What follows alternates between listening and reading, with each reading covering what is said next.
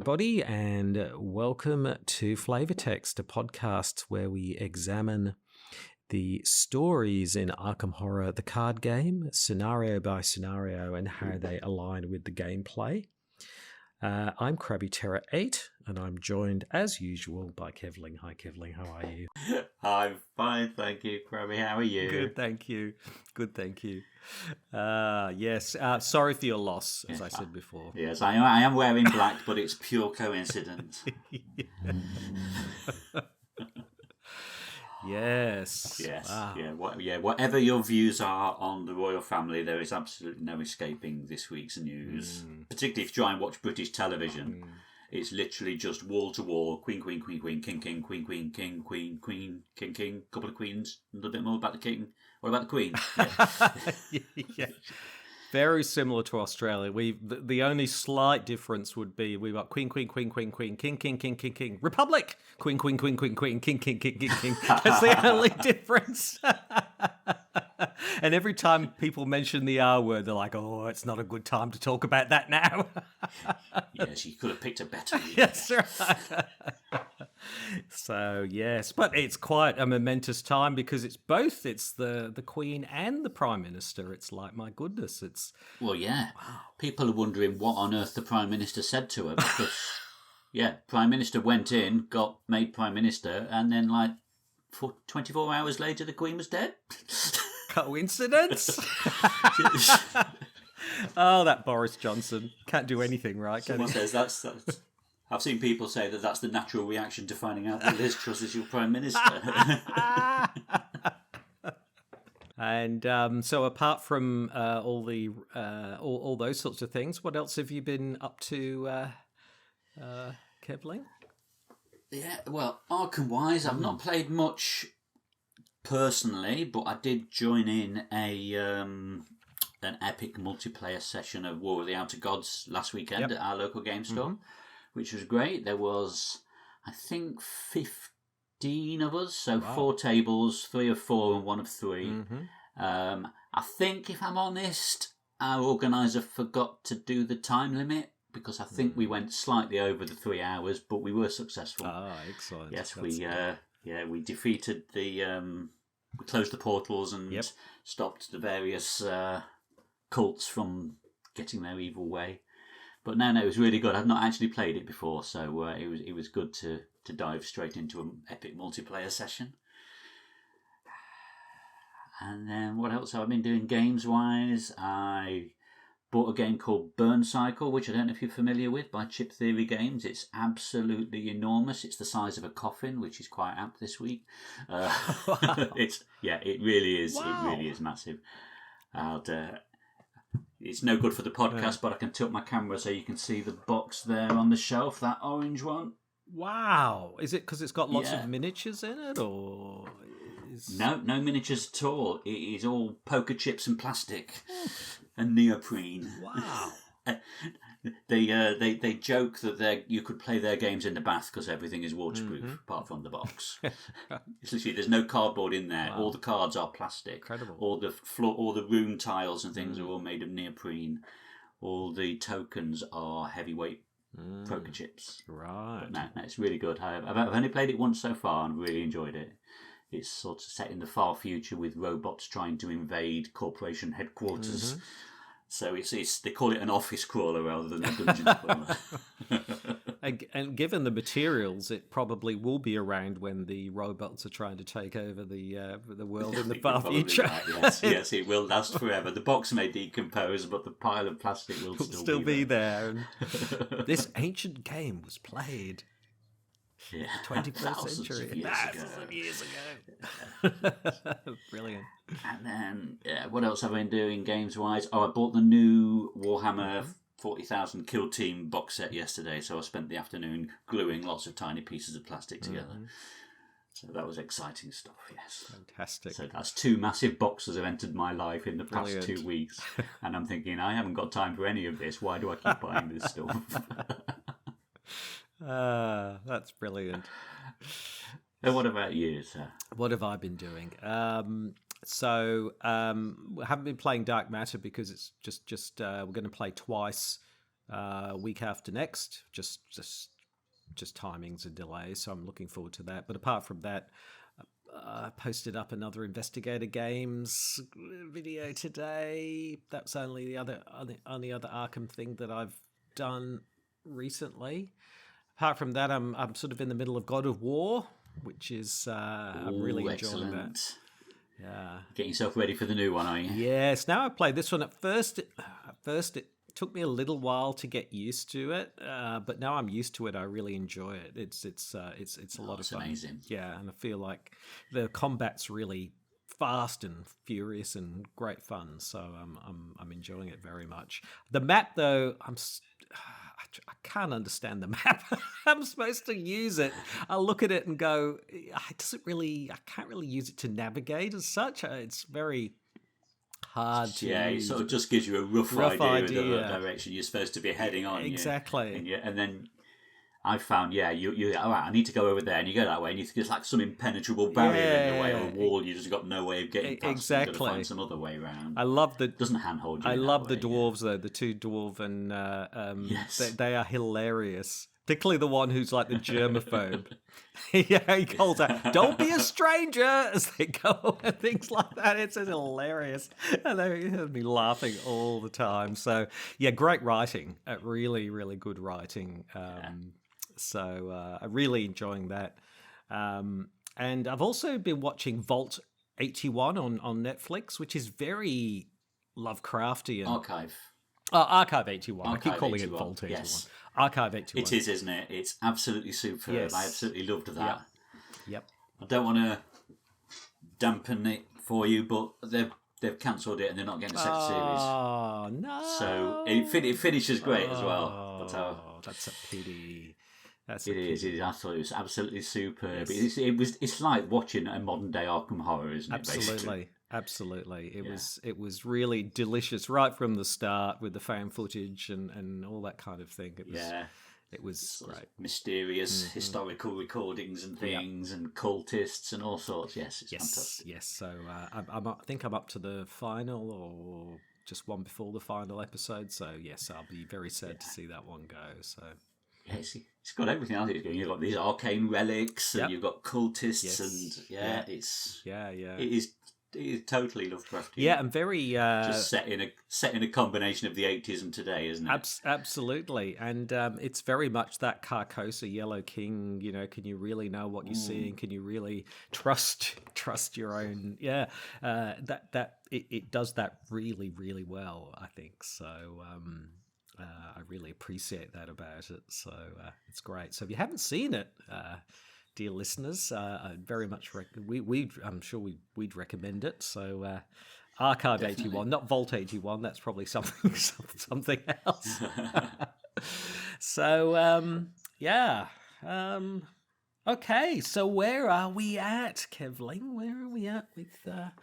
We've just found the path to Path to Carcosa, haven't we? Yes, we have. Either the path above or the path below, depending on how we finish the previous scenario. Yes, exactly. We can't believe it. We're at the end of the campaign. The grand finale. It's all been leading to this. Dun dun dun. Exactly. Yeah, and I think I don't know. I don't have perspective. I do have a bit of perspective on others, but I think this is another like Lost in Time and Space, I suppose, where it's like, you know, you've been sucked into another dimension to meet the elder god thing, and so it's another kind of scenario like that, which I don't envy people who have to come up with these sorts of scenarios, because inevitably I think they're kind of quite challenging to create. And this is along those lines. But yes, so you're right. It's we're at the end here. The final scenario. Excellent. So shall we start off by looking at the intro text? That's a good place to start, yeah. Yeah, so there's not a lot in terms of introduction. You basically have a choice of 2 paragraphs depending on whether you open the path below or the path above.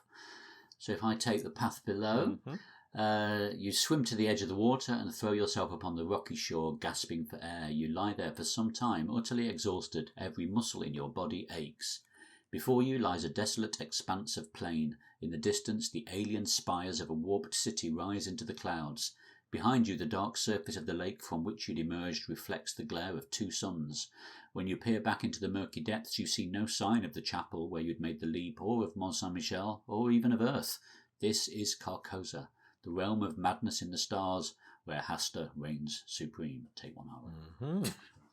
That's me for saying it. Yes. And intro 2 is this is if you go above, you land on a piece of black obsidian stone winding up a dark spire. You cough blood and feel a searing pain in your gut, as though you'd broken a rib. Before you lies a warped alien city. Its twisting streets and aberrant architecture have no semblance of order or structure. In the distance, a murky lake reflects the glare of 2 suns. When you look up, the Abbey of Mont Saint-Michel peaks just below the clouds, flipped upside down. This is Carcosa, the realm of madness in the stars, where Hasta reigns supreme. Take 1 horror. And they've sort of, I mean, obviously it's all in the imagination, but clearly they've used these sort of arabesque style towers and things to represent Carcosa, which looks suitably ethereal and otherworldly. Yes, definitely. Things. So, and that's it really. The sort of setup is mercifully short. I mean, intro. Sorry, setup is mercifully short. Yeah, that's it. And there's not a lot to the setup really, to be honest, is there? We essentially get a choice of, not a choice. There's 3 different Act 2s depending on your level of doubt and conviction, and we'll go into the detail later, but they will basically affect how we handle the man in the pallid mask and what version of Hasta we're facing at the end. Yep. But the differences are, if you basically add together your doubt and conviction, and if it's 5 or less, you use version 1. If it's 6 or more and you've got more doubt, it's version 2. If it's 6 or more and you have more conviction, then you use 3. And if it's 6 or more and it's the same doubt or conviction, you can choose 2 or 3. Yep. And then everything else is essentially randomized locations, isn't it? It is. So, just for context, to get 5 or less total, I was thinking about this, that probably means you would have failed a few scenarios. Am I right? That's probably us then, isn't it? Yes, exactly. I was just thinking, how would you end up with a relatively low amount of doubt and conviction? And I suspect it would be because try and find my notes. But yes, I think your theory holds true. Yes. That if you were defeated at least maybe you probably had to be defeated 3 times probably to get within that 5 threshold. Yeah, which is the idea that you've made it this far, but your knowledge is relatively low, I think is the best way to describe it. So you've been thwarted a bit too much, not enough to not make it this far, but you haven't learnt enough along the way to, basically. And we won't touch on it now, but that plays into an interesting outcome. Exactly. Yes, so there's that, and then I think the tally marks are the other thing, aren't they? Depending on how many tally marks you've gained from the man in the pallid mask along the way, that just basically means oh yes, that affects the doom, doesn't it, at the start? Yeah. I was going to say, the main thing that's different about this scenario is you're not defeated by horror, which is a good thing because it does pile half of your horror onto you at the start of the scenario. Yeah, exactly. You have to take half your sanity as horror, which cannot be prevented. But basically, while we are in Carcosa, sanity cannot defeat you. You just carry on piling up the sanity. Some cards may or may not take advantage of that. But yeah, your class does not having any remaining sanity for the purposes of any card effects, but you aren't defeated by it. Yeah. You can take all the madness you can in Carcosa. Yes, yes, because the realm itself is one of madness. I think with the tally marks, 9 or more tally marks, you don't add any doom to the agenda. I think you'd have to defeat the man in the pallid mask in every single scenario, I'm thinking. I think you get a boost at the beginning. Because this is number 8, isn't it? Exactly. I think you start with a couple of tally marks, or maybe one, I can't remember. But yeah, you would have to pretty much have to... So he would have to come out and you'd have to defeat him pretty much every single time, which is much... I mean, in a multiplayer game, that's possibly likely. That could happen. Yeah, because with him being in one of your decks, he's got to actually get into play before you can even defeat him. Exactly. So the odds are against you there. Exactly. So the likelihood is you're going to start with at least a couple of doom down, if not more. So, yeah, exactly. So you're right. The setup is fairly straightforward. I mean, basically the layout is the palace is in the center of a sort of a cross, if you like, and either you start at the shores of Harley at one end or the Stark Spires at the other, depending on whether you open the gate above or below. So it's sort of one end or the other, basically. And then the other thing about this scenario is all of these locations have got story cards on the back. Yes. So they all start revealed, but you can only flip them when you've discovered all their clues, if the card lets you, that is. Yes. Which was used to great effect in the Last King. That sort of story card effect, which is a really nice mechanic, which I think gets used. I'm sure it gets used again. I can't think where, but I'm sure it does. Shall we dive in then? Where shall we start? Yes, I was thinking about this because it's quite. You don't know it at the start, but actually the structure is such that it's quite directive in what you know what I mean? It's not like a scenario where, everything's here and you kind of just, do your own thing. It's, it's quite, and it's not exactly clear at the beginning because you don't know. You've turned up in Carcosa, you're kind of looking for something. But it's interesting that actually the way it's structured is quite, there's quite clear directive steps that you need to take. And if you don't kind of do that, you're not going to get an optimal play either. At least that's my kind of reading of it. Yeah, and also the way the map's laid out, you're obviously either going to start at the top or the bottom, which suggests, obviously, that you need to head to the middle. Yes. And as you are laying the cards out and everything is there with the revealed side, Hasta is named in that middle location. So chances are that is where we need to head. Yes. So you sort of have an idea of where you need to go, but what you need to do to get there or what you need to achieve is unclear at this moment. So I'm wondering whether we talk about getting to the center, because once you're in the center, then you need to go and investigate all the locations. Is that, you know what I mean? Yeah. It kind of works that way, doesn't it? That it kind of directs you very quickly to get to the center. And once Hasta is revealed, you really do need to go and uncover all the locations. It's sort of a weird inversion, because normally in a scenario you uncover locations and then that leads you to the end point, whereas this is sort of the other way around. And so that can be quite confusing and disorientating the first time you play it, because you feel like you should be investigating the location. So maybe we should sort of do the bit up to the center and then go through the locations, maybe as once we've done that. That would be one way to sort of do it, if that makes sense. Maybe I'll just talk about Agenda 1A, because I mean, this you would think this is going to have about 5. It's probably got a couple of doom on it, so there's a bit of time on this one. That's true. But this one says, madness coils. And now far away, over leagues of tossing cloud waves, I saw the moon dripping with spray, and beyond the towers of Carcosa rose behind the moon. Robert W. Chambers in the Court of the Dragon. So that's just there's relatively little information about Carcosa, and these are really snatches from his book. So Hasta cannot be defeated. Now at this stage, you're going to go, what? Oh, really? Oh, okay.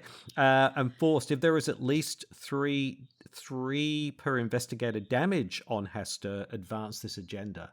So this immediately tells you that you've got to be damaging Hasta, but you're not clear where he is, how you're going to do that at this stage. But that's sort of where it's sitting in terms of the first agenda.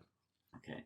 So, and then looking over at Act 1A in Lost Carcosa, it's got two clues per investigator to advance. You have opened the path to Carcosa in order to stop those who wish to free Hasta from his prison in the stars. Only you can put an end to this madness. So the objective is simply, when you've collected the requisite number of clues, you must immediately spend them in advance. So no dilly-dallying about, no making a decision as, shall we do it now, shall we do it later? No, as soon as you've got that 2 clues per investigator, you're in. Yes. And there is absolutely... I mean, what this is doing from a story perspective, obviously, is you're madly searching around trying to find a way out or find Hasta or whatever you're trying to do. But you wouldn't want to delay this anyway, because you could do this relatively quickly. I mean, you should be able to, if you've got, you should be able to knock that off fairly fast. Because if you do, then it tells you what you need to do next, which is a sort of another critical. There's these critical points you have to kind of step through. Yeah. So whether you start at the path above or the path below, you are at a 3-shroud location with those 2 clues per investigator. So you can advance the act in your opening location. Exactly. And once you know this scenario, you know you got to do that, because the quicker you get that done, the better. Yeah. So in terms of following the path to Hasta, we've investigated Shall we look at those first 2 locations and see what they are? Sure. That's a good idea. Advance the act. Yeah, that's a great idea. So the first one is, shall I take the above? Yeah, yep. So it's simply 3-shroud, 2 clues per investigator, dark spires. It's classed as an otherworld location, which I think they all are. Night fell and the hours dragged on, but still we murmured to each other of the king and the pallid mask, and midnight sounded from the misty spires in the fog-wrapped city. So that was from the yellow sign. So yes, at this stage, even though there's reverse sides, you can't look at them. There's no way you can do that. But the other one is the Shores of Harley, which is at the other end of the map. If you open the path below, it's got this lovely picture of the sort of the Carcosa in the distance there, and it has the classic, along the shore the cloud waves break, the twin suns sink behind the lake. The shadows lengthen in Carcosa, which is Robert W. Chambers, the King in Yellow. And again, it's 2 clues per investigator, 3 shroud locations. So by this time, you know, no matter whether you're multiplayer or solo, you should be able to snap up these clues very easily and quickly. And so, you know, and you want to be doing that in turn 1, if possible, or at least in turn 2, because you know, and get this card flipped as quickly as possible is basically you going, oh, where am I? Oh, I know where I've got to go, kind of thing. So we're at our starting location. We get our 2 clues per investigator, then we can progress the act. So we flip Act 1A and we get his final bow? ? A shadow creeps along the wall beside you and your heart leaps into your throat. You turn and a figure flits away just out of sight. Either your mind's playing tricks on you or someone else is in the theatre. You follow the direction of the shadow, rounding a nearby corner, and at the far end of the hall he stands awaiting you, the man who wears the pallid mask, the stranger whose steps you have haunted for so many weeks. You remember that you have been here before. The theatre dissolves around you. The bright glare of 2 suns pierce into your eyes from above. Do you remember now? He asks. He turns and vanishes into the ether, as if taunting you to follow. And then we spawn him at the Palace of the King. So that's the location in the centre, isn't it? Exactly, yes. So he's in the centre, and then we're on to the 3 versions of sort of Act 2 then, depending on which one we were talking about before. Yeah, and each of them has a slightly different way of handling things as well. It does, yes. So, for example, what we were talking about before, if you've gone through this campaign, You haven't got that much doubt and conviction. You've survived, but you've got less than 6.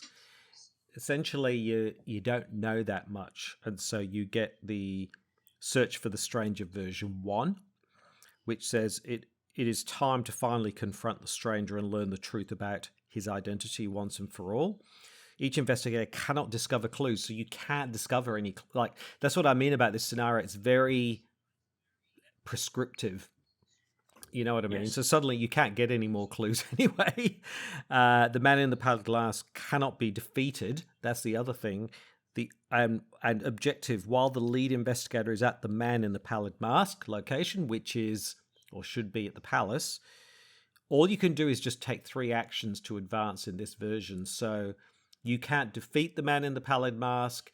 Essentially, you just are there with him in the palace for a turn. For it to move so on. We've started the game, we've discovered some clues, we've seen this man in the pallid mask go dashing past, we can see him there in the centre. Yes. Right, we need to get there. Exactly. We need to get there, spend a bit of time with him to work out what's going on. Exactly. So, and like you say, the 2 different versions are very different, sort of reflecting your sort of experience with the game so far. Yeah, so how shall we do this? Shall we talk through the fronts of each of them, yes. or the backs are very different as well? They are very different, yes. Yep. Yeah, so the second one, so this is where you do have a level more than 6 doubt or conviction, but you have more doubt than conviction. Yep. Or if they're the same, you've chosen this one. So again, it is time to finally confront the stranger and learn the truth about his identity once for all. The man in the pallid mask cannot be defeated except by the action ability on his card, which was to investigate your location at +2 shroud. Yep. And then if you succeed, you defeat the man in the pallid mask. So objective, when you would be defeated by his ability, advance. Yes. So the first option is you just need to get there, spend a whole turn with him. This one, you need to get there and you need to investigate the location to defeat him. And investigating the location at a +2 shroud. So that is, the Palace of the King is a shroud of 2, so you'd be investigating it at 4 shroud to be able to defeat him. Yes. Which might be difficult for some investigators. Yes. Yeah. The way I interpreted this, though, was that, yes, you know enough, but you're not, you have doubt, but you still have the ability to defeat him. Whereas with the version 1, you don't. You can't. You literally can't defeat him because you just don't know enough about him. Whereas, you've got that level of doubt, yes. so you've got to investigate a little bit more just to finally grasp what's going on. Exactly. Yeah. And then version 3 is where you've got more conviction than doubt, and this is sort of like it's implying that this is the strongest. You know the most. You've got the clearest idea what's going on. Because again, it's like finally confront the stranger. But in this one, he cannot be defeated except by damage. So you could actually damage him in this one. Yes. Which is relatively easy. He's not overly strong or powerful. He is aloof, though, so it takes you an extra action to be able to do any damage too. Yeah. But it's almost like your conviction is so strong, you know so much, because he's aloof, you can literally engage him and damage him to defeat him. So, yes, those are the 3 versions of it in that way. So you can't find any more clues. That's kind of off the table. You've just got to get yourself to the palace.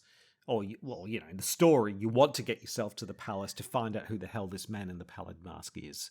And that's the sort of where you're heading next, which isn't too far away. I mean, if you're at the first location, you're literally talking couple of moves to get there. Yeah. So, and then it's going to take you a couple of turns. So by the time you're doing that and you're defeating him, probably the first agenda, it's unlikely you're going to be so fast that, particularly if you've got 3 Doom on the first agenda, the first agenda is going to be close to flipping, right? By the time you do that. Yeah, so shall I take the agenda flip then? Yes, and it's interesting that if you were really fast, it's saying here, if there's at least 3 damage on has to advance this agenda. So if for whatever reason you're in a multiplayer game where everyone's super super strong, super fast, and moving the act deck super quickly, the agenda will flip anyway. You know what I mean? So, you know, it really is. It's really making sure the agenda keeps up with the act deck in that way. Yeah. Yes. Yes. Yep. So when Agenda 1A flips, then it's titled "Key to the question mark." Turning a corner, you nearly bump into a nurse with light brown hair and sharp features. You tell her about the violent patients and the strange things you've seen, but she doesn't listen. When you inquire about Daniel, she informs you that he's a friend of the king and he resides in the palace. So the investigators must choose one. We can either test willpower of 4 to snap out of it. If successful, we advance to Act 2A. Otherwise, we choose one of the other options. You can choose to test intellect of 4 to remember that you've done this before. If successful, advance. If failed, choose another option. This can't be real. This can't be real. This can't be real. Each investigator takes 2 horror. Advance to Agenda 2A.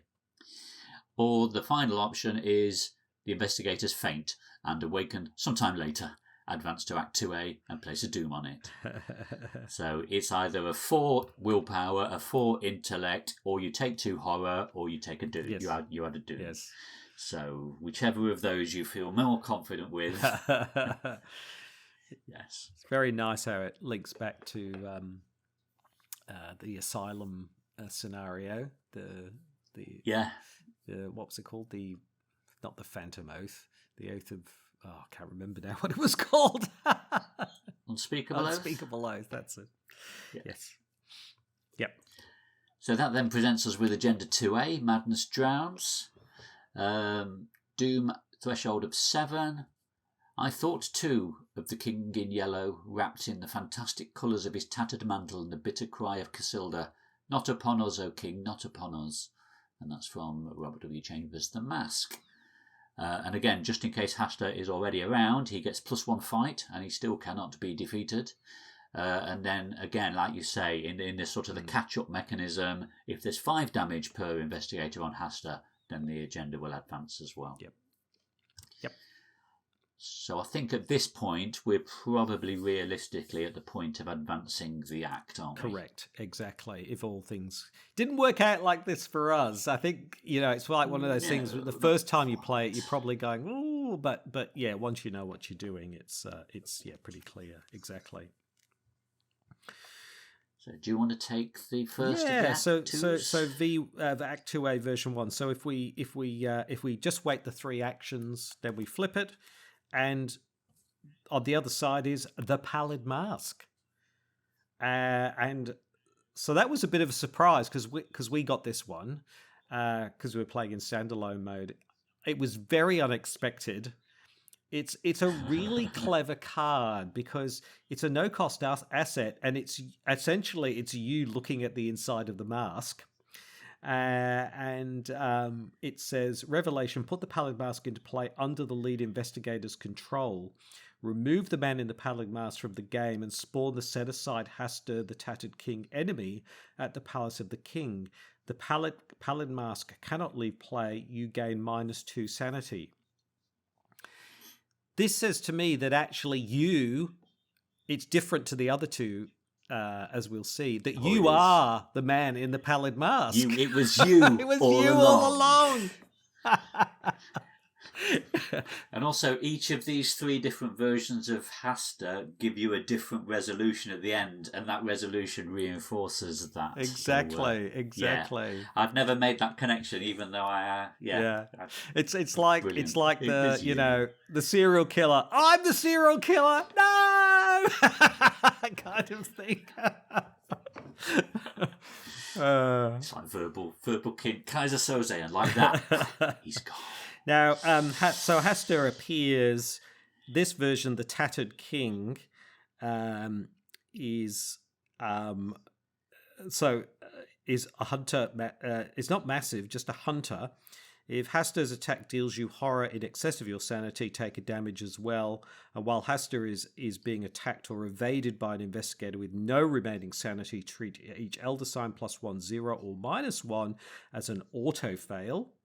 And the amount of sanity is 4. So wow, really hitting you hard. Vicious, yeah. So yeah, and he's got 8 health per investigator as well. Yes. So I think he's out of 3. He's the sort of middle one health wise. yes, yeah, fairly easy to evade. Yeah. Yes, exactly. Yeah. So I'm just trying to think thematically. Then, why does he horrify you more when you are the man in the pallid mask? Not sure. Maybe it's because you're going against him when you were with him all along. Yeah. Not sure about that. The way I interpreted it feels like that, and the Tattered King is closest to the stories, which is you don't really know what's going on. You don't have a lot of insight. So when you come face to face with Hasta and the realization that it's been you all along, it's a huge amount of whereas with the other two you kind of know more, you kind of have more knowledge and insight. So this is the kind of the penalty for lack of understanding and insight, if you like, that gets wreaked upon you, I think. Excellent. So I'll take the second version of that Act 2 then. So this was where we'd got a level of understanding, but we were a bit more doubtful. Yep. Our doubt was higher than conviction. So you flip that over and it says Figment of Your Imagination. Put the set aside Hasta the King in Yellow enemy into play next to the Act deck. For the remainder of the scenario, Hasta is considered to be in play, but is not at any location. Remove the man in the pallid mask from the game.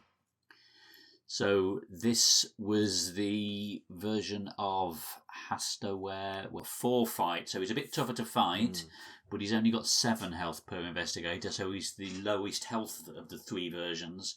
And again, he's 2 evade. And as a test, you can do an willpower test of whatever Hasta's current fight value is to exhaust him. Well, it says forced at the beginning of the enemy phase. If Hasta is ready, Hasta attacks each investigator in play order regardless of location. So even though he only does 2 sanity, no matter where you are, he attacks you. Exactly. And even the willpower test, which is if you can't evade him because you're not very good at evading, it's basically saying enough to go. Your willpower is enough to affect him. Yeah, you know what I mean. So enough about him to be able to kind of use your willpower against him in some way, which is quite interesting. When this is the version of him where we have the most doubt. Yes, exactly. Yes, exactly. So yes, interesting version, that one. We didn't talk about good old Hasta. He's he's kind of got yellowy robes, but he's not got a body form like we might imagine. It's just sort of all this sort of gloop, sort of winding out of the various bits and pieces of the tattered yellow cloak. And then the artwork is amazing. It is great. Yes, it is. And then the third version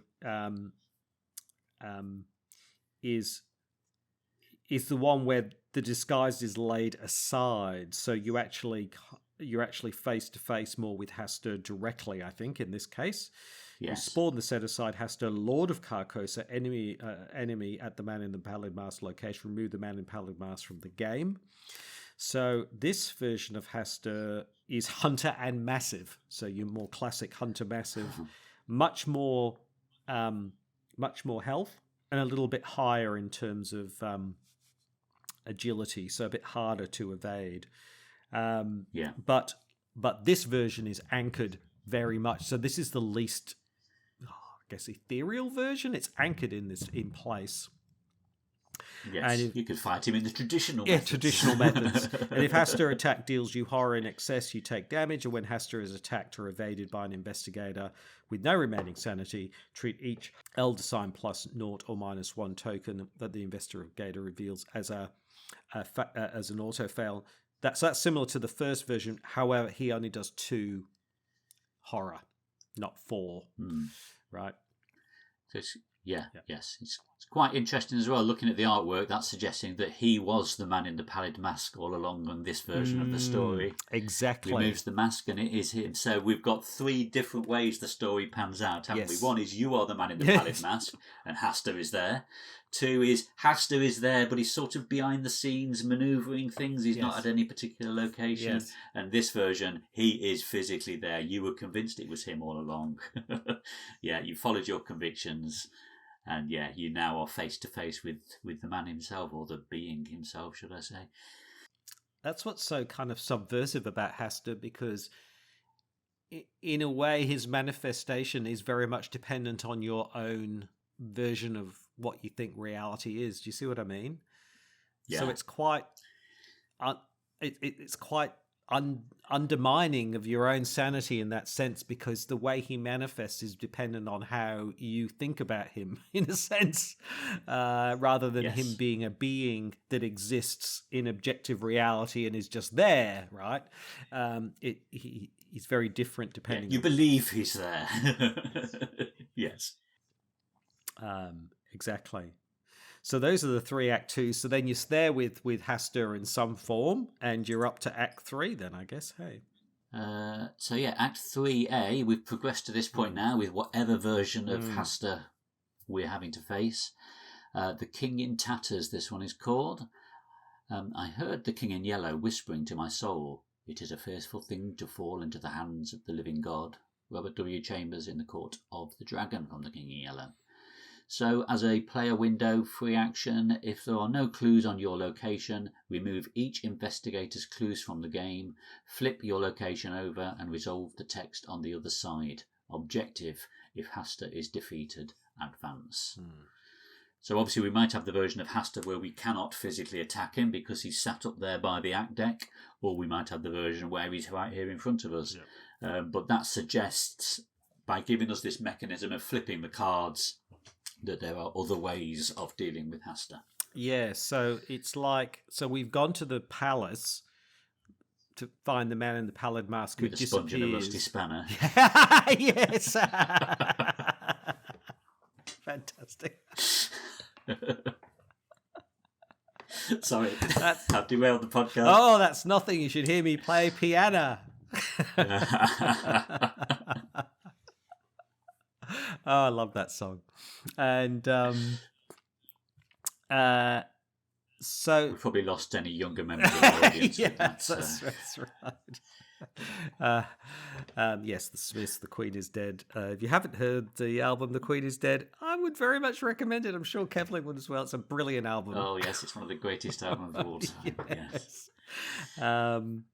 So now it's like we've done that, but in order to defeat Hasta, we've really, I mean, we don't have to in some versions. You can literally just go toe to toe with him, but really, you really need to find out more. You really need to go and discover more about Carcosa, because as we will see, you can't actually progress to the end unless you know something that you don't currently know.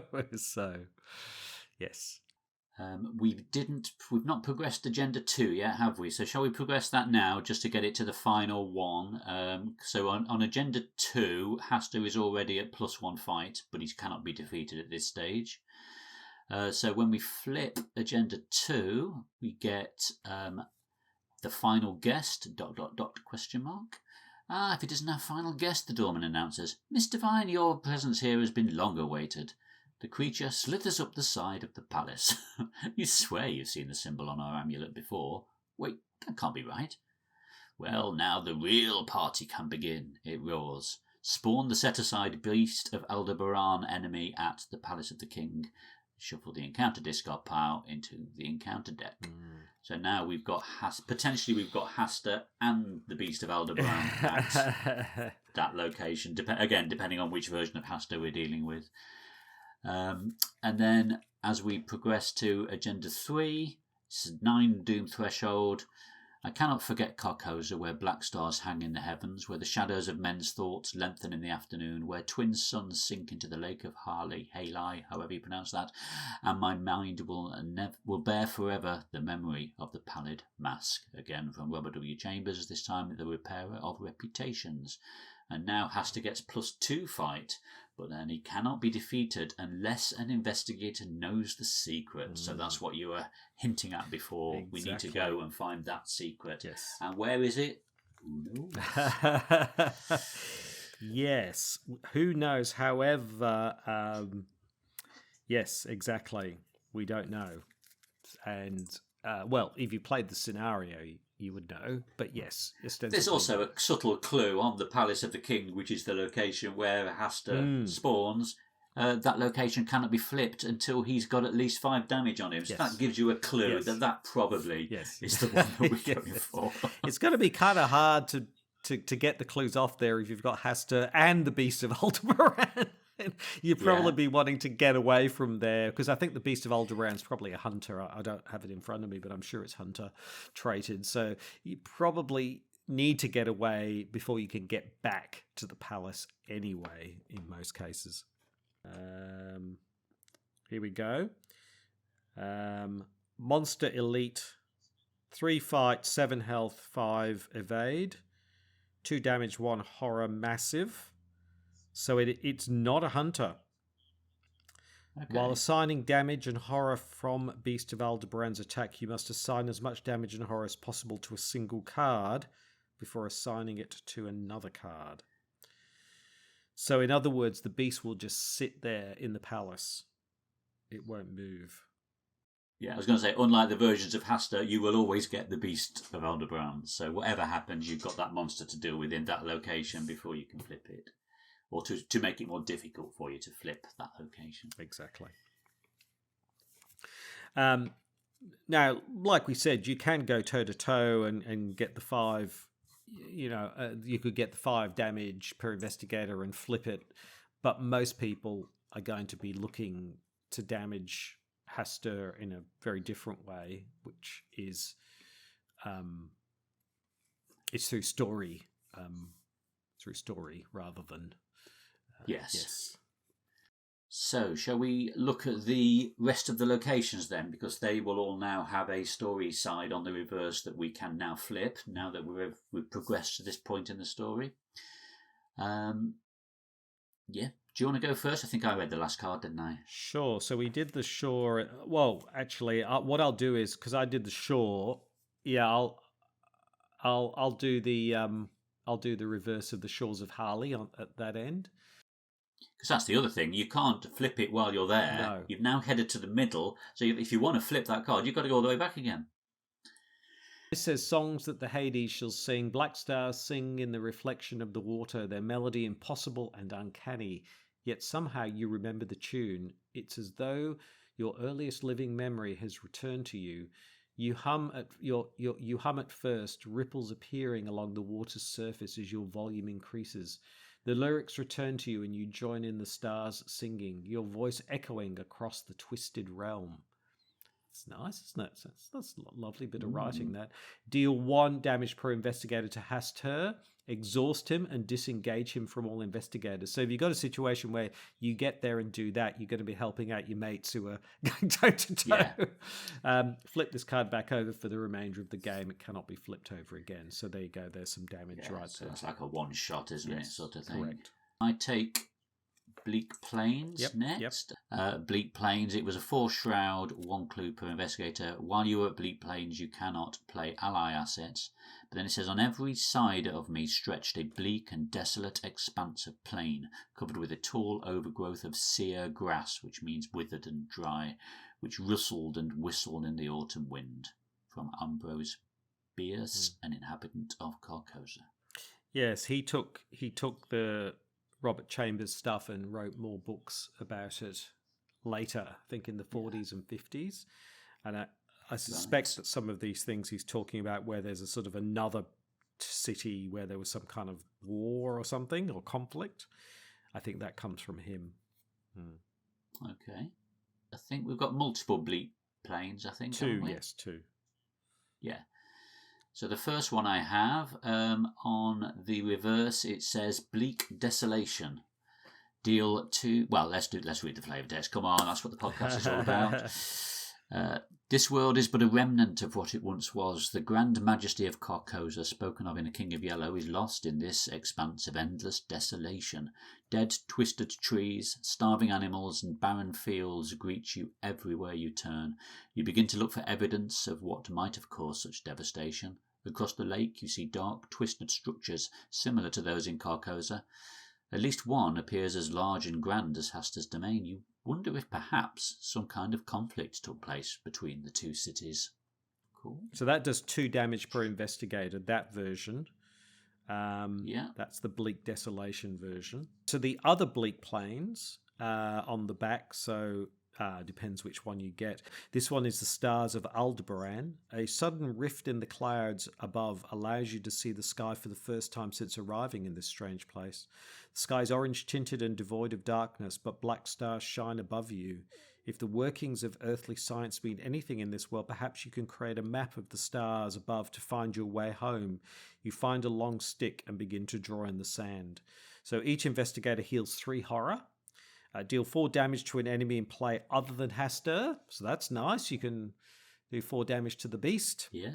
Remove this card from the game and replace it with another set-aside copy of Bleak Plains.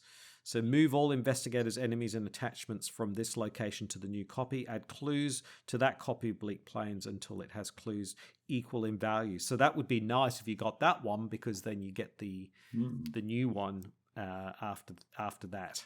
Yeah, because if you get that one first, you get some benefit, and then you can do the other one. Whereas if you get the other one first, that's it. It's a dead end. So it's like what's happening is that you're learning more about this place, and through you learning about it, Hasta is being damaged in the process, and you're benefiting from the knowledge that you're getting in that way. Yep. Yep. Right. So that sort of brought us back up to the middle, hasn't it? We've got the 2 either side of the palace to deal with. Shall we go and come down from the top? Yeah, and good then we'll idea. do the 2 either side. That's a great at idea. The end. So the one at the top was I've got to find it. Dark Spires, wasn't it? Yes, that's right. Yeah. So the front of Dark Spires, night fell and the hours dragged on, but still we murmured to each other of the king and the pallid mask, and midnight sounded from the misty spires in the fog-wrapped city. So that was from the yellow sign. And then when we flip it, it's called The Fall. A woman stands atop a tall balcony, her yellow dress tattered and stained. You call out to her, but she does not respond to anything you say. Then you suddenly remember a scene from The King in Yellow in which a woman plunges herself into the streets below. Are you seeing the past? The future? So then, interesting this one, you must decide. You have to choose one or the other. You cannot bring yourself to do what must be done. Flip the card back over. Realising what you must do, you step forward and push her. Take 2 horror and deal 2 damage per investigator to Hasta. Flip this card back over, and for the remainder of the game it cannot be flipped over again. So it's like you have to do something horrifying there to damage Hasta further. Yes, exactly. But of course, if you might not want to take the damage, and then you choose not to. But at least, well, the thing is, you can't be defeated by horror in this. So taking the 2 horror at this stage isn't necessarily a bad thing. Other things might change your mind on that, on some of the treacheries and such like. But yeah. Yes. So that was that one. Yes. Dark Spires. And then we have the next one along is the Depths of Demhe, I think it is. So Demhe is a lake whose cloudy depths are mentioned in references to Hasta. So that's what that is. So one of them, they're both 4 shroud, 1 clue per investigator. While you're at the Depths of Demhe, you cannot play fast cards, and it says don't look up. Okay, I won't. And so one of them says the steps of the palace. You come across a set of steps that look similar to the grand staircase of the palace from Act 1, Scene 4 of The King in Yellow.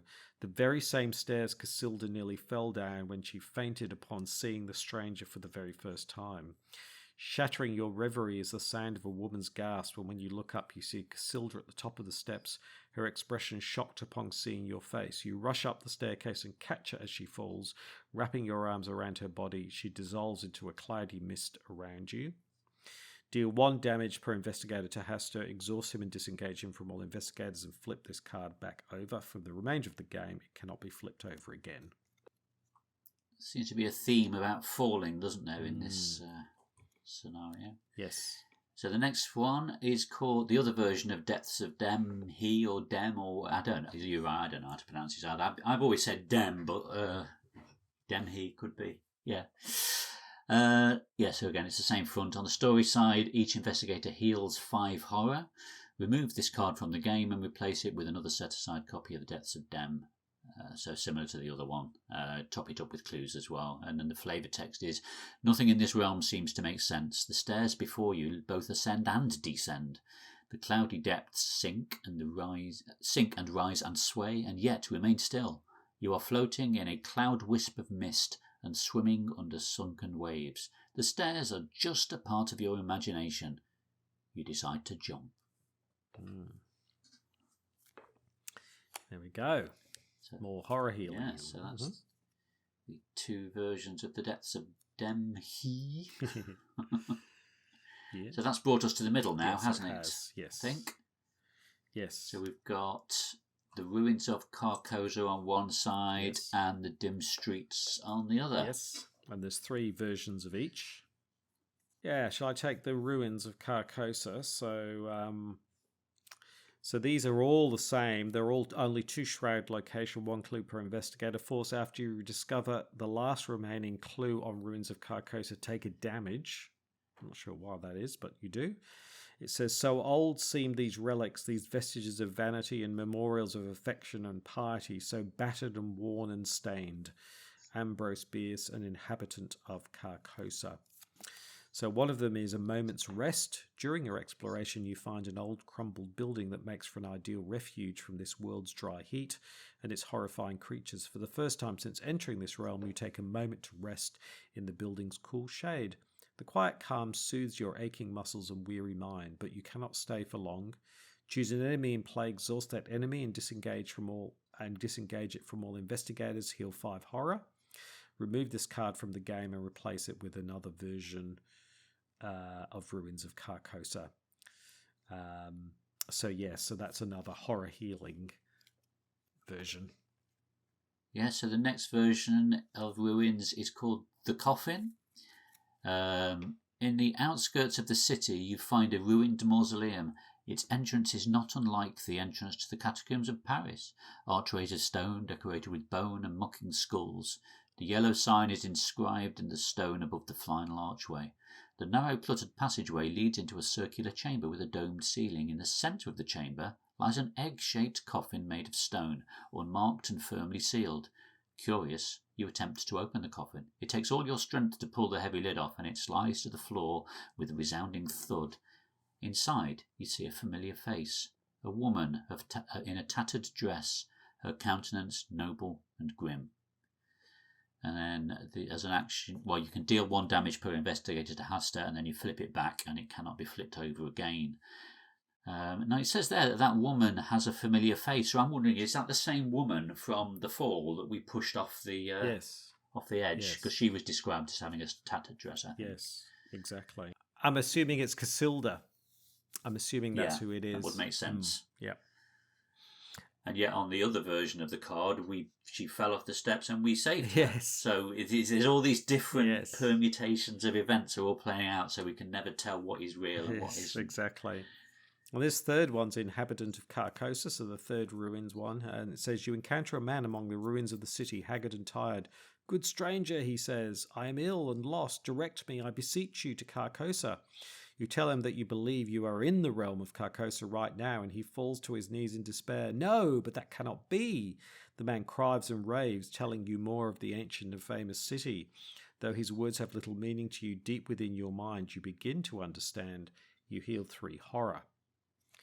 So it seems like we're not the only ones who've been sort of flailing around trying to find answers to Carcosa. So that's the 3 versions of Ruins of Carcosa then. So if I jump over to Dim Streets, on the revealed side, 2 shroud, 1 clue per investigator. Forced after you discover the last remaining clue on Dim Streets, lose an action. The streets twist and turn without any semblance of logic or reason. So similar to the other location, there's a negative effect to having discovered that last clue, because that's the point. You'll want to flip it, and you'll be doing it potentially multiple times as well. So the first back I have is called The Archway. I've got The Archway. You pass under an archway of ebony stone linking 2 spires. The inscription on the archway is written in a language you have never seen before, but somehow you're able to understand it. When you read the inscription aloud, a portal of stone shimmers, and you see a glimpse into an alternate vision of the city of Carcosa. It is vibrant and mesmerizing, like no place you have ever seen before. The vision dissolves shortly after, and you find yourself back in the ruined streets. So you can test willpower of 1, and for each point you succeed by, heal 1 horror. Remove the card from the game and replace it with another. And top the clues up again. Yes, and then we have the King's Parade. You turn a corner and before you lies a wide, grand street. A great parade marches by in honour of the king. Banners of tattered yellow cloth sway in the wind. Then it strikes you. You remember this scene from the play. You rack your mind trying to remember what is supposed to happen next. The parade is interrupted and the entourage is attacked. Test 2, fight. If you succeed, exhaust Hester and disengage him from all investigators. So I think what's happening is you're remembering the play, more of the play than you did. And through the remembering of the play, that's affecting Hester. And then the third version of Dim Streets, the back is mapping the streets. You find yourself easily lost within the city's narrow, twisting streets. Routes that should lead back to familiar places lead instead to new parts of the city, and retracing your steps is impossible. Perhaps objects here do not exist in 3 dimensions like they do on Earth. Conventional maps cannot possibly begin to depict the complexity of Carcosa's design. You explore the streets carefully and begin to puzzle out a shocking map of the city. So then you can test intellect of 3, and for each point you fail by, take a horror. Deal 1 damage per investigator to Hester, regardless of whether you succeed or fail. Yep. And then you flip the card over and you cannot flip it back. So it's like that's the ultimate destination of that card. That's the one that's the final stage as it is. That's a terrible way of wording it, but you know what I mean. The others recycle into other versions of card. This one it's the finale. Right, so that's the 3 versions of both the side locations done, isn't it? So do you want to dive into the palace? Yeah, so this is the central location, which ultimately you can't flip it unless there's 5 damage per investigator on Hester, which would be done through the stories as we've explained, and or by attacking him directly if you can. And so it says, I pray God will curse the writer as the writer has cursed the world with this beautiful, stupendous creation, terrible in its simplicity, irresistible in its truth. Robert W. Chambers, the repairer of reputations. And then if you flip it on the other side, it says Haster's End. You stand before the palace of the king. Haster's incessant whispering fills your mind, and you find it difficult to block his poisonous words from your thoughts. Seeing the palace in all its spectacle and glory, the memories come flooding back to you. The stranger, the king, Act 2. The doors to the palace open. Remember that you know the secret. Flip this card back over. For the remainder of the game, it cannot be flipped over again. There's the secret. It was there all along. Yes. Hiding behind Hester. Yes. Or behind Hester's location. So Act 2 is always the act. That's you fall asleep at the beginning so you believe you never saw Act 2, and Act 2 is always the potent part. So the first part's always very boring, but there are hints of what's going on, and Act 2 is the sort of potent part. So it's only now that you've sort of remembered whatever it was that happened in Act 2. So now we're at the point where we can finally defeat Hasta because we now know the secret. Yes. So it's just a case now of going around those remaining locations and using those story cards to deal further damage to him, or attacking him directly yourself, depending on which version of him we're dealing with. Mm-hmm. And then if we are successful, we can advance. That's right. That's where we are, isn't it? Objective, if Hasta is defeated, advance. Yes. So the reverse of Act 3, fin, or fin, I think that is the French pronunciation.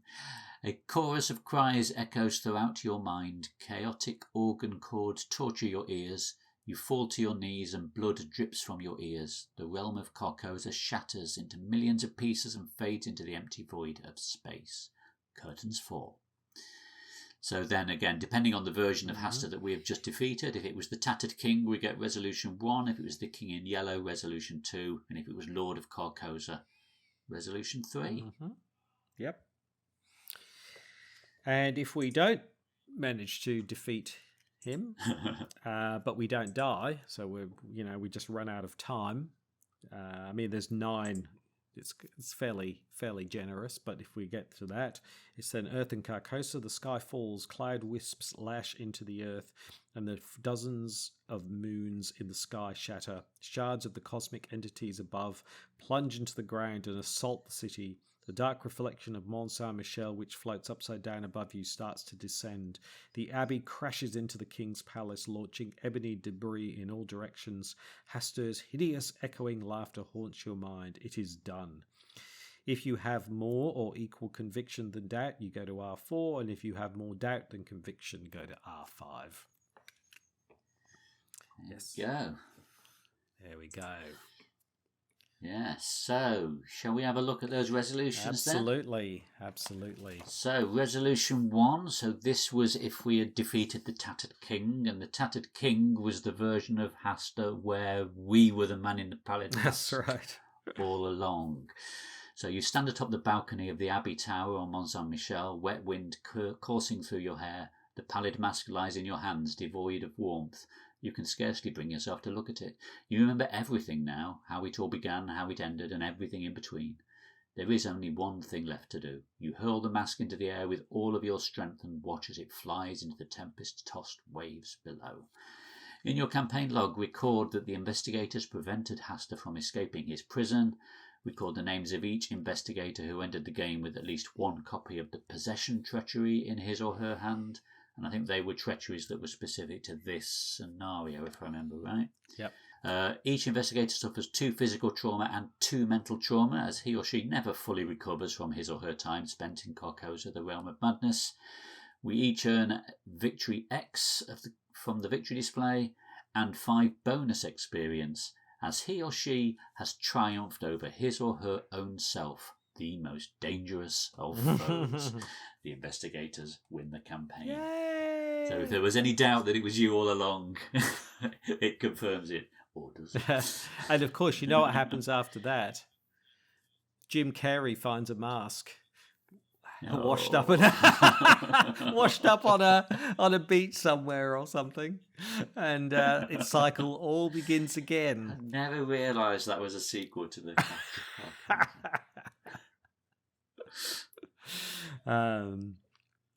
Yes. Now, Resolution 2 is the next one, which is the King in Yellow version, which is a roar of applause startles you awake. The crowd of the theatre rises to their feet, cheering endlessly. Several patrons in the front row are throwing roses to the actors on stage, who are bowing with wide smiles across their faces. A searing headache crawls through your temples. How did you get back here? Were you in the theatre all along? What about the dinner party, the asylum, the catacombs, Carcosa? Was it all a terrible dream? You exit the auditorium before the crowd rushes to do the same. Dizziness and exhaustion harries your senses. The weight of your lengthy investigation is crushing your mind. By the time you finally reach the lobby, you are clawing your way across the ground. Just then, A man in an elegant suit reaches down and grabs you by your arm, pulling you to your feet. You're about to thank him when you realize who he is. The sight of him causes you to stagger backwards in horror momentarily. The actor who played the role of the stranger is still wearing his pale, featureless mask. He gives you a wordless bow, then turns and leaves through the ward theatre's front entrance. In your campaign log, record that the investigators prevented Hastur from escaping his prison. In your campaign log, record the names of each investigator who ended the game with at least one copy of the possession treachery. Each investigator gets 2 mental trauma, and we win the campaign. Yay! I think it's quite fitting that one is mental trauma, because that was the version of Hastur that didn't physically appear at our location, Yes. so we could only deal with him by uncovering those truths at the different locations, so I quite like that. And then the final version, Resolution 3, look, this is when we defeated Hastur as Lord of Carcosa. That was the one that spawned at our location. When you awaken, you are sitting in the Coeur Gothique of Mont Saint-Michel's Abbey. No rain pelts the glass of the windows above, and you hear no thunder, nor the screeching of winged horrors overhead. Somehow you've escaped. You creep to the door of the Abbey and open it with trepidation. A dazzling light sears your eyes, and you lift your hand to block the glare of the sun. You stand overlooking beautiful Mont Saint-Michel. Seagulls fly over the Abbey under a backdrop of cloudless sky. The waters around the Abbey are calm and azure blue. "I've been looking all over for you," you hear a voice exclaim behind you. You turn with a startle. For a moment you expect to see the stranger in his pallid mask. But instead the boat captain you'd hired to take you to Mont Saint-Michel stands at the edge of the steps smiling at you. "Are you ready to head back?" In your campaign log, it's basically the rest of it is the same. We prevented Hastur escaping from the prison. We make a note if we had the possession treachery. This time it's 2 physical trauma because we had to deal with Hastur face-to-face physically. And we get 5 bonus XP from learning the truth, and we win the campaign. Hey! They're the good ones. Now come the nasty ones. So if you have more conviction than doubt, you get Resolution 4, which is when you awaken, you are sitting in the Coeur Gothique of Mont Saint-Michel's Abbey. No rain pelts the glass of the windows above, and you hear no thunder nor the screeching of winged horrors overhead. Somehow you've escaped the island's certain doom. You creep to the door of the Abbey and open it with trepidation. A dazzling light sears your eyes, and you lift your hand to block the glare of 2 suns. You stand overlooking the Lake of Harley. Black stars hang in the heavens above. Beyond, over leagues of tossing cloud waves, the towers of Carcosa rise behind the shattered moon.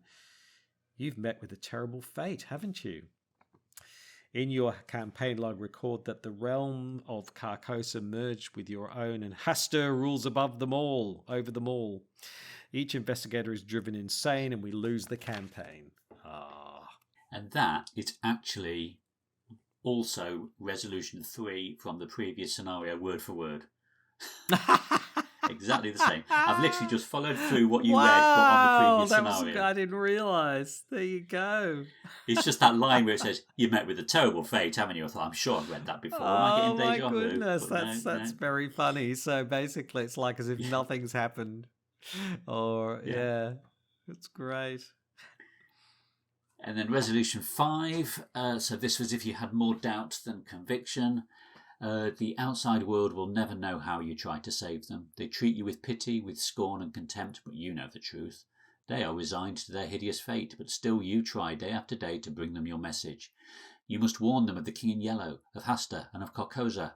Another lost soul, they say, but they cannot possibly fathom what you have gone through in your attempt to save them. You warn them that he is coming to claim them, but they never believe you. You write of Aldebaran and of the black stars on the wall of your cell, but the words become faded as the years go by. Your warning is never heeded. You didn't really think you could escape, did you?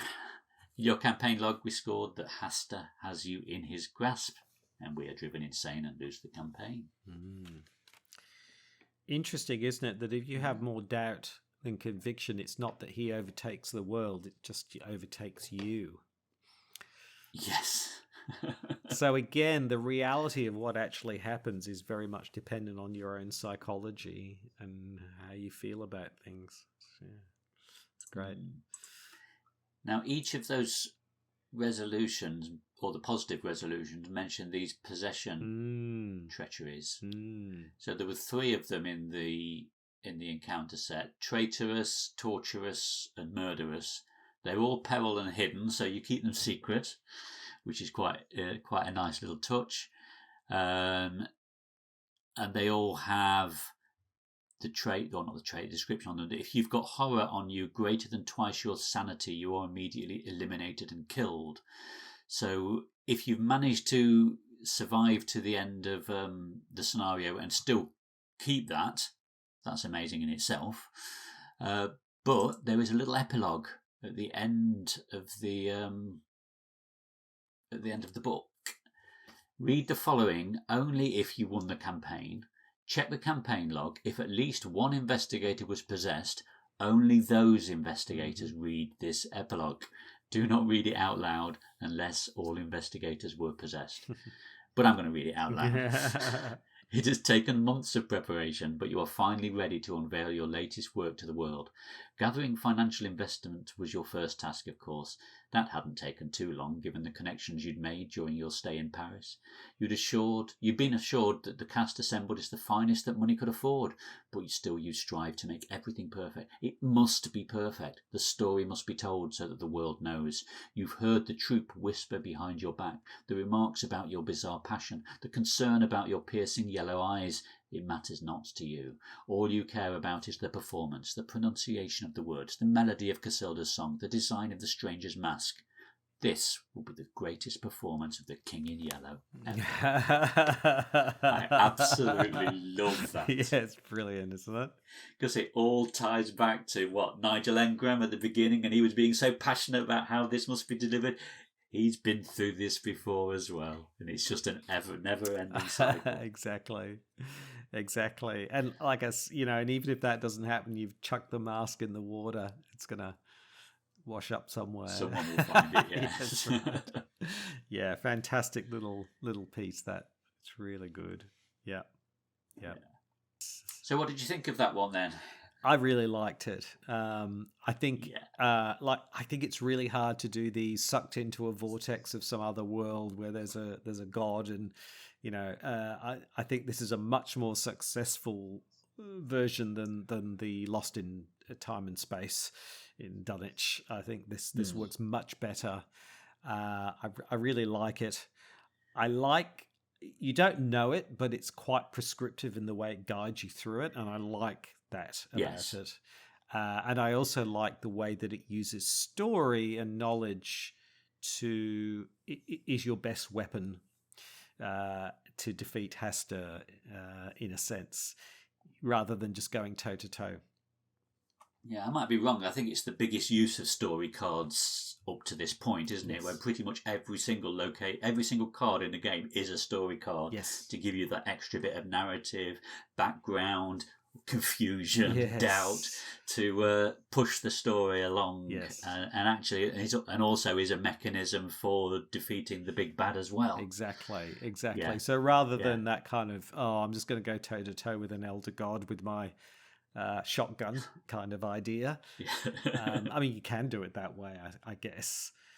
Well, not in all cases, but you can. Yeah, but, depending on the version of him. Yeah. But actually, it's through knowledge, and it goes back to the theme of the whole King in Yellow, which is that art itself, stories, kind of warp reality and create reality, and sort of Hasta takes advantage of that. But equally, in this case, it can be his sort of undoing, but it's never his ultimate undoing, of course. So really fantastic. I loved it. Yeah, it's great. Also like the way it pulls in threads from all the previous scenarios as well. How all that sort of confusion and doubt has been playing on your mind the whole time. Are you remembering? Is what you're remembering real? Are you imagining it? Yes. Brilliant. Yeah. Really, really good stuff. Yes. Really, really good. And that lovely little touch at the end with the epilogue. It's just, it's a really fitting way to end a fantastic campaign. So, yes, no, really, really good. Really good. Whereas with I don't want to harp on it, but with Lost in Time and Space, it just felt a bit contrived. You had this wisp that you were following or something, and follow the wisp. Guiding you along across the map, wasn't it? Yeah. So this felt much more satisfying. I think it was quite a satisfying way to finish the campaign. Yep. Yes. Excellent. Yes. There we go. There we go. So I'll just mention now, we've actually set up a Twitter account. So if you want to follow us at Text Flavor rather than Flavor Text, and let us know what you thought of Dim Carcosa, and we can include that on our next episode. And then I think you want to talk a bit, don't you, now, about how we're gonna take things on from this point onwards? Yeah. So we're going to do things similarly, but a little bit differently as well. So we're going to have 2 episodes to sort of wrap things up. So the first episode, we're going to talk about the return to stuff, and how that's sort of affected, as we did with Dunwich. And also we thought we would talk about the investigators for Carcosa as well, which I think is a great idea that we do that. So that's sort of wrapping up that aspect. And then what we'll do after that is a final episode, which is a proper wrap up of the whole campaign, our thoughts about the campaign. And we've got a special guest. So Nate from Lost in Time and Space from the Great Old Ones podcast is going to join us for that. And we're going to talk all things Carcosa, what makes this such a beloved campaign, how does the story and the lore and the gameplay kind of intersect. There's quite a few design notes here actually, and I think we might talk about those as well during that. And like you say, if people have thoughts about Dim Carcosa, but also if you've got thoughts about the whole campaign, we'd love to hear from you, because we'll talk about those in that final episode when we get together with our special guest, and I'm really looking forward to that. It'd be good fun having a good chat about the overall campaign. Yes, good stuff. Yeah.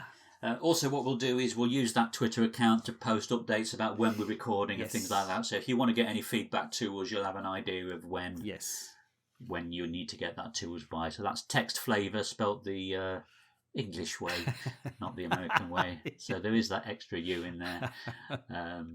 So yeah, at Text Flavor on Twitter. That's us. Yep.